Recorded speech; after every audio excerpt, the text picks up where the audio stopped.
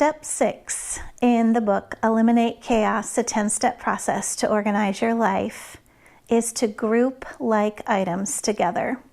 And the reason that this is important is that for you to be able to organize any area of your home, you really need to have a good understanding of the volume of things that you're organizing back into that space.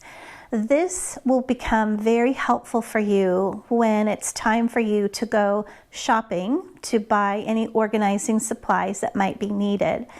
And so, as I mentioned in step 4 and 5, step 4, 5, and 6 pretty much all go together. You can be doing those steps simultaneously, where you're removing things from a specific area, kind of sorting through those, making decisions at that time about what still serves a purpose in your life, and then grouping all similar things together.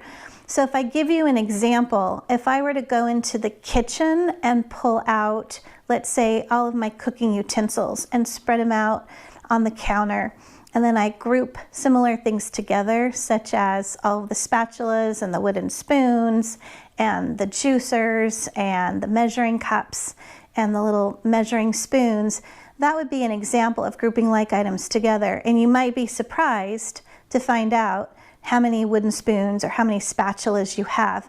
But you're never going to know that until you get everything together into one place.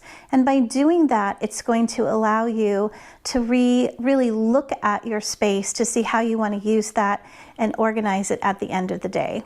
So again, step 6 is about grouping like items together. But remember, at the end of the day, it's really not about the stuff, so that you can have more time for life.